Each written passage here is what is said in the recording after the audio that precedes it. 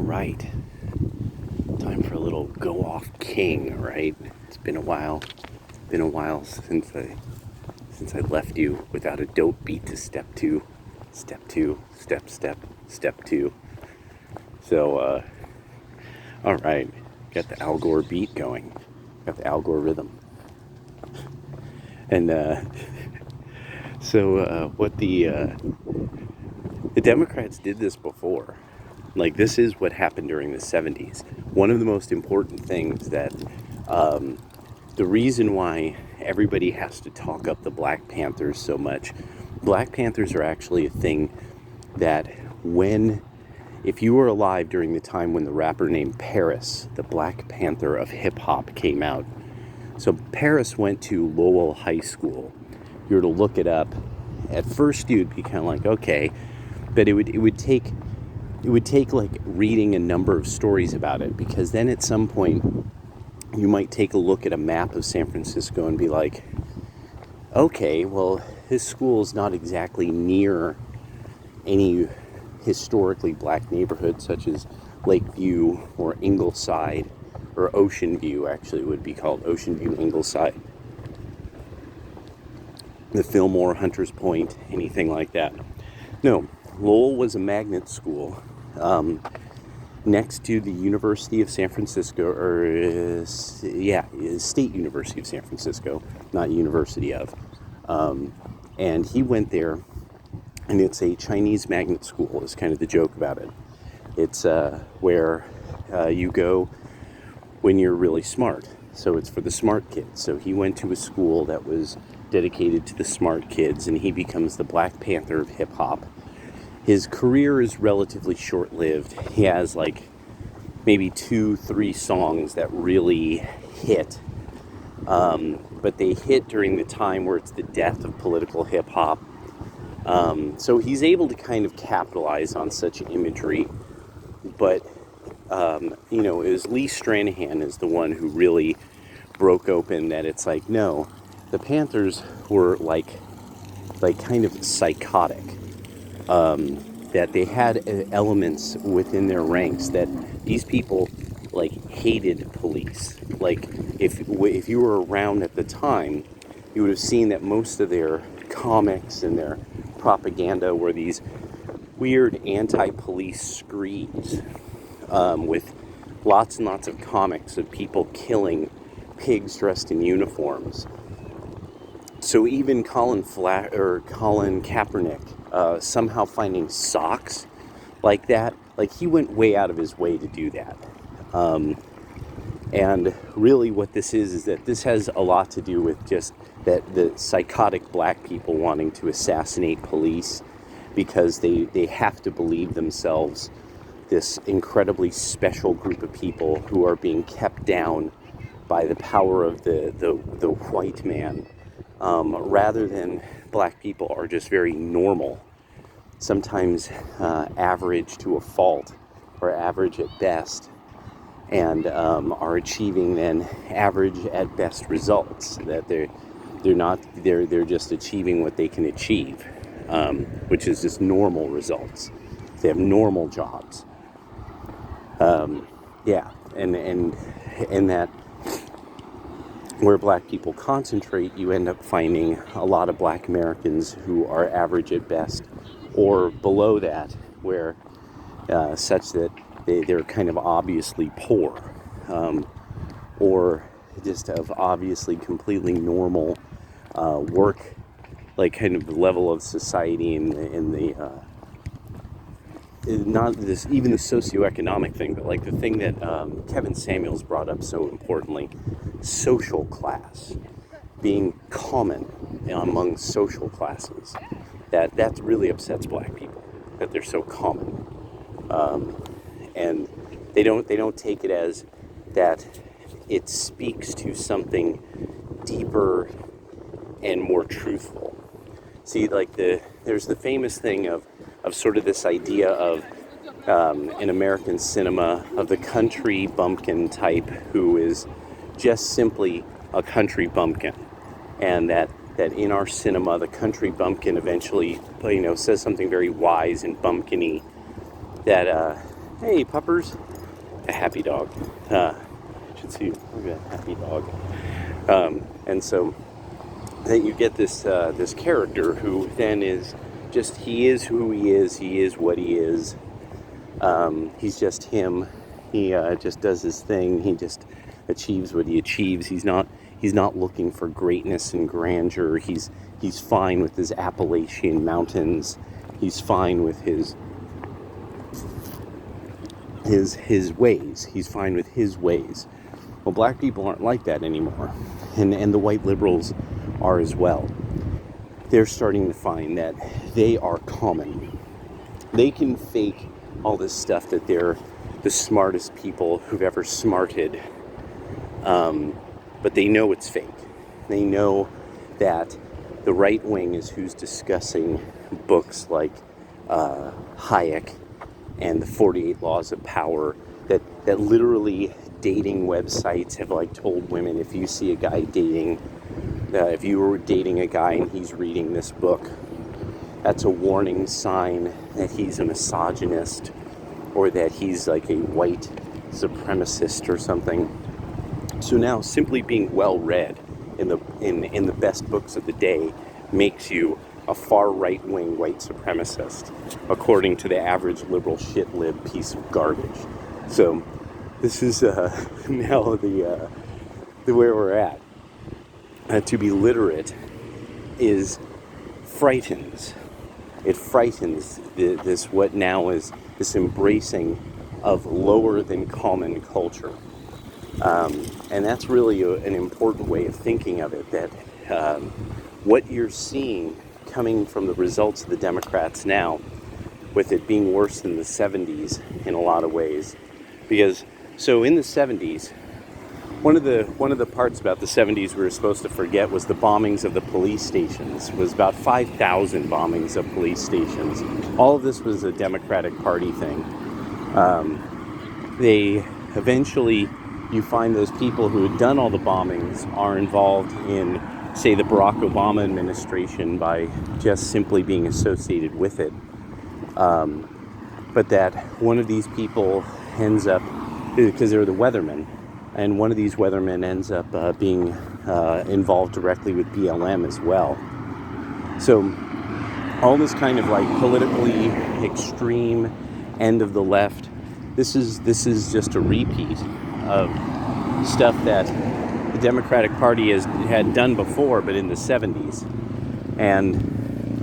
But without any of the parts of it that actually make it sort of fun.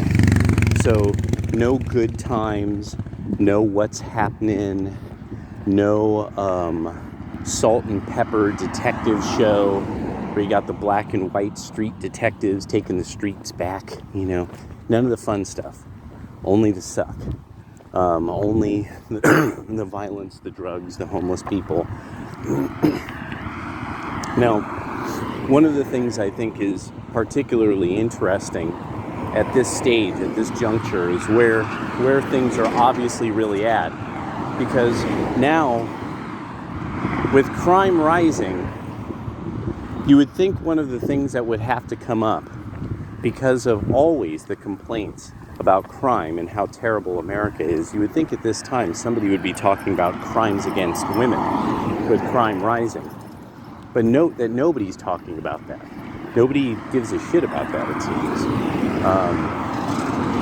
I mean, at all. Like, no, it's not. It's being discussed like it's not even a possibility that this is something going on. This is actually one of the most important things of all that's being ignored.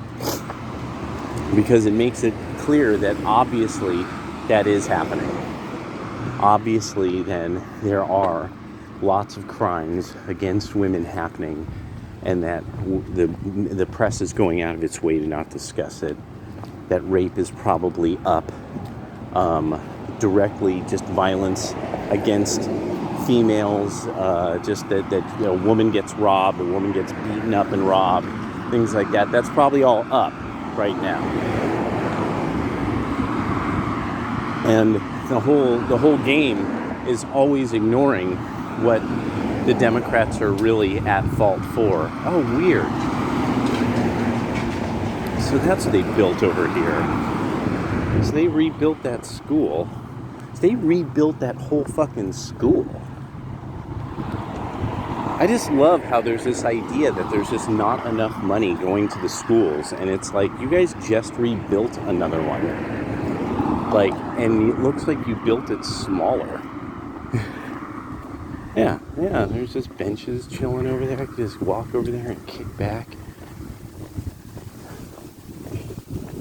So, and now we just really are waiting for things to get worse. That's really, really one of I kind of was like, if you were to tell everybody what's going on with you, what you've been thinking, yada, yada, yada, it wouldn't be necessarily anything that awesome.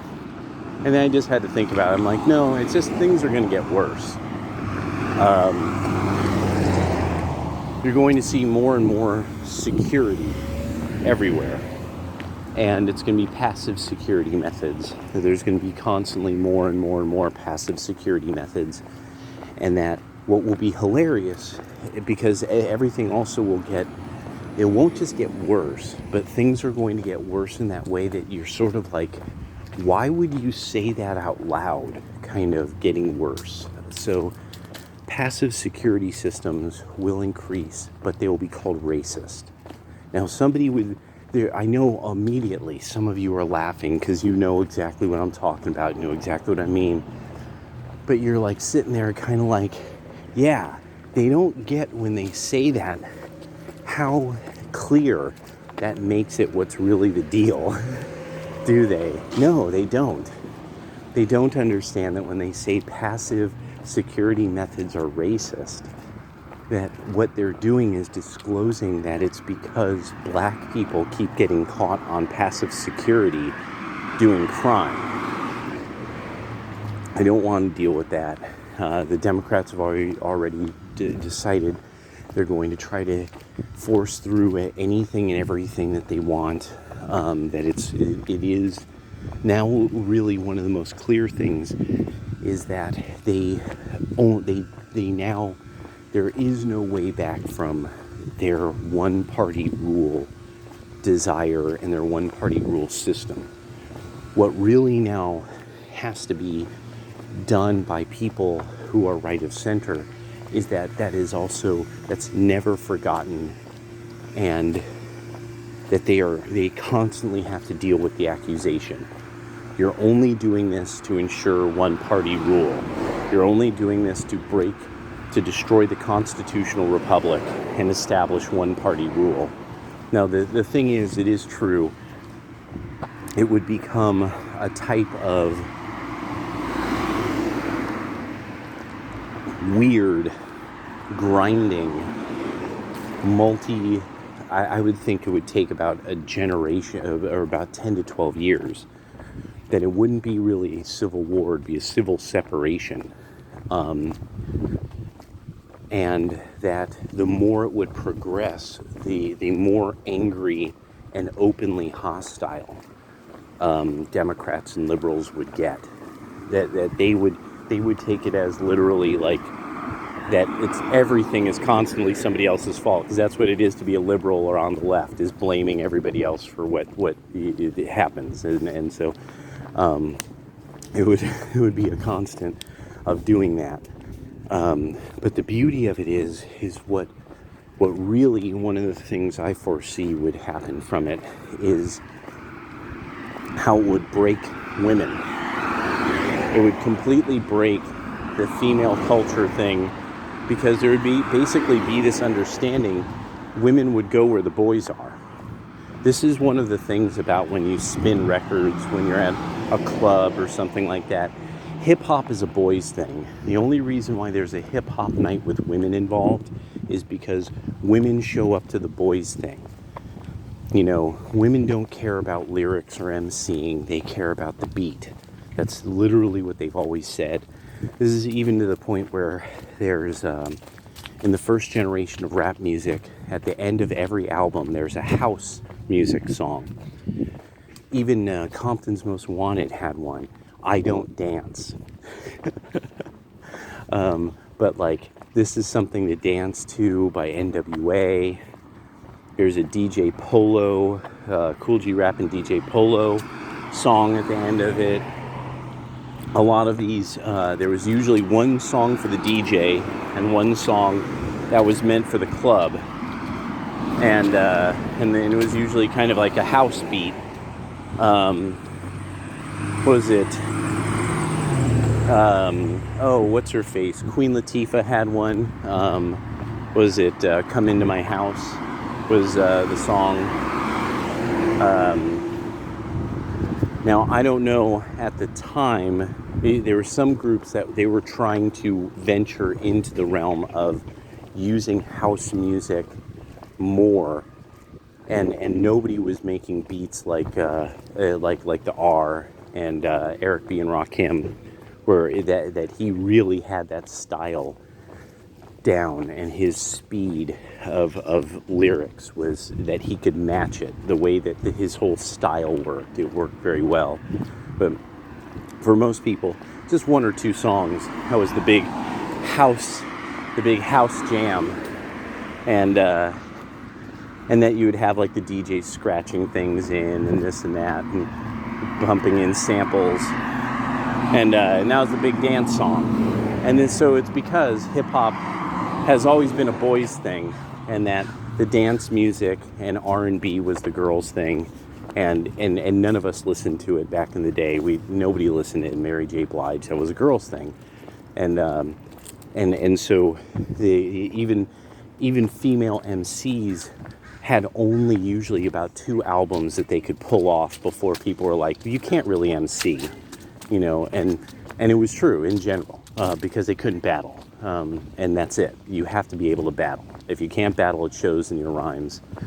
And so that's it. If you can't battle, it shows in your rhymes. That's why Donovan never made a second album, because Donovan couldn't battle, and it showed. I was like, nope, I can't. I'm not interesting enough to entertain a crowd for money. So, and no, none of you are ever going to hear my rap album. No. So, so the crime, the drugs, what now prostitution is also through the roof. There's lots more of these massage parlors. There's lots more of basically OnlyFans couldn't even keep back the inevitable. They couldn't stop it. They knew that they were going to try to become a legit service, but that didn't happen. Legit, quote unquote. And so how much worse things could get is the fascinating part. That's the part that really is like nothing imaginable. The Evergrande thing with China cannot slow this down much longer. There's one of the things that came up, remember, before Evergrande fell apart, remember what happened. Soros himself was saying that China was a no-go anymore. BlackRock and them dumped money into China, even though there were multiple gurus and such saying don't do it. So why ever BlackRock did that, whatever it was that made BlackRock say this is definitely going to happen, because any of us who've been watching events would know, no, China is seriously making enemies of countries they don't need to make enemies of. They're being unfriendly to countries that they have no need to behave that way toward. And they have completely mishandled dealing with the CCP virus. That they've completely mishandled this. That this is something that they could have handled much, much better.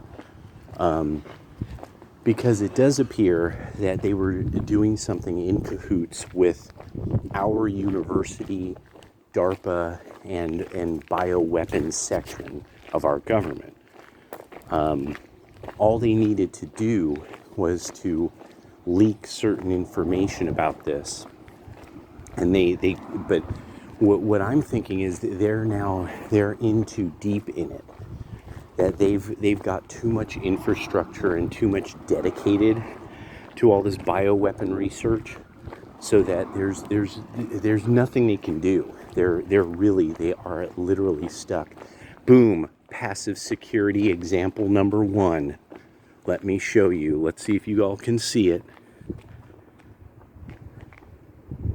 Do you see that on the wall there? Not there, way over there, beyond the white car. See that on that wall? That is passive security against people rioting and breaking out the windows of that building. That's the future.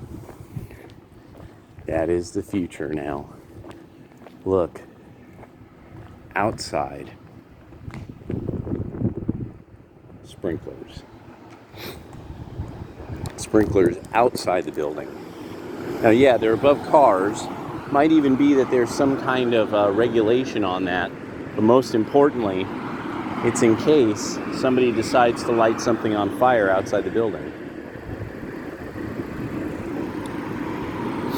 Now, they didn't put that stuff on the outside here, but I mean, it makes sense they would put it on the part of the building that is most likely the side that's going to get burgled.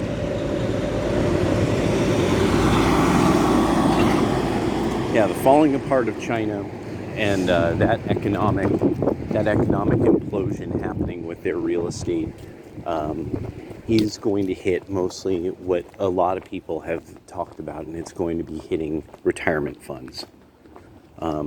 That's what I'm thinking. Kind of the end game is, well, if everything goes belly up, it'll swallow all of the money of people who are retiring, and then that's the economy right there. What's really kind of keeping the economy going is that every day, relatively old people who are living moderately go out and buy things every day. Without that, the whole thing goes tits up. Without them making little purchases constantly. And I just know this by now literally watching the market, in a way of saying it. So it's the guy who comes by and gets the same salad every day, same amount. Put as much in that container as you can. That's what he eats every day. And without that guy, everything goes tits up. Yeah. All right. I better upload this so I upload something for you guys. All right. Later.